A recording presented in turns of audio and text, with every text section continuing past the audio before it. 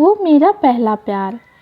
दुनिया में शायद ही कोई ऐसा इंसान होगा जो प्यार की गलियों से गुजरा ना हो। हर इंसान प्यार के पहले एहसास से एक ना एक बार जरूर ही रूबरू होता है। मैंने भी प्यार को शिद्दत से महसूस किया है। मेरी ज़िंदगी में पहला प्यार खुशबू के झोंके की तरह आया और मुझे पूरी तरह अपने गिरफ्त में लेकर सरोवर कर गया। आज भी उसकी यादों में तन मन भींगा भींगा सा लगता है।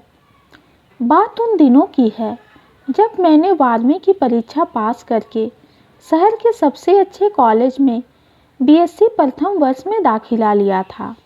साथ ही इंजीनियरिंग के प्रवेश परीक्षा की तैयारी करने के लिए कोचिंग भी कर रहा था, क्योंकि इंजीनियर बनना मेरे बचपन का सपना था। एक दिन बड़े जोरों की बारिश हो रही थी और मेरे कोचिंग क्लास जाने का समय हो गया था। मैं निकल ही रहा था कि मम्मी ने कहा, निखिल बेटा, बारिश थोड़ी कम हो जाए तो चले जाना, बारिश में भीग गए तो सर्दी लग जाएगी। 10 मिनट इंतज़ार करने के बाद बरसा रानी मुझ पर मेहरबान हो गई और मैं निकलकर गेट खोलने ही वाला था कि दूसरी ओर से किसी ने गेट खोल दिया। इस अचानक खुलने के कारण जो भी सामने से आ रहा था उससे मेरी सीधी टक्कर हो गई। अरे पर ये तो एक लड़की थी। मैंने सॉरी कहने के लिए जैसे ही उसकी तरफ देखा, उसकी खूबसूरती में खो गया। अपना बैग और छतरी संभालती हुई वो बहुत प्यारी लगी मुझे। निखरी रंगत, लंबे बाल, बोलती आँखें और आकर्षित करने वाला व्यक्तित्व। शायद मम्मी की स्टूडेंट होगी, उनसे पेंटिंग सीखने आई होगी, मैंने मन ही मन सोचा। अंदर से मम्मी की आवाज़ आई, निखिल बेटा, जल्दी जाओ वरना कोचिंग क्लास के लिए देर हो जाएगी। और मैं खूबसूरत हसीना के जादू में लिपटा हुआ कोचिंग क्लास के लिए निकल पड़ा। आज पढ़ने में मन ही नहीं लगा, उसी के ख्यालों में खोया रहा मैं तो। अब ये रोज़ की बात हो गई। मेरे कोचिंग क्लास जाने का समय और उसका मम्मी से पेंटिंग सीखने के लिए मेरे घर आने का एक ही समय था। मैं जानबूझकर जाने में थोड़ी देर करता ताकि उसे देख सकूं। मेरे बार बार देखने से उसका ध्यान भी मेरी तरफ होने लगा। अब वो भी मुझे देखने लगी थी और कभी कभी नज़र मिल जाती तो मुस्कुरा भी देती थी। लगभग 2 महीने होने को आए थे और अभी तक मुझे उसका नाम भी नहीं पता था। हालांकि वो मुझे जान गई थी कि मैं कौन हूँ और मेरा नाम क्या है। एक दिन मैंने उससे उसका नाम पूछ लिया। उसने अपना नाम खुशबू बताया, जो कि उसके व्यक्तित्व के साथ मिलता था।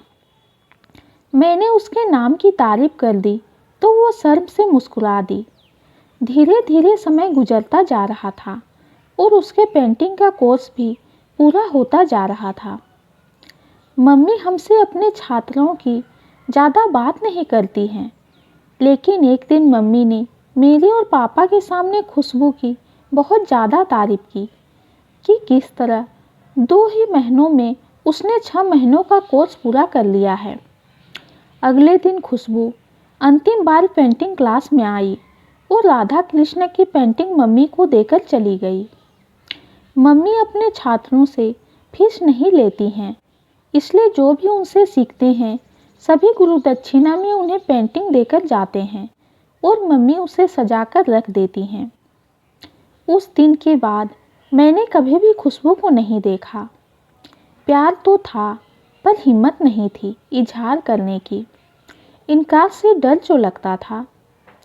जिंदगी में बहुत कुछ करना बाकी था, इसलिए इसके इजहार से डर लगता था।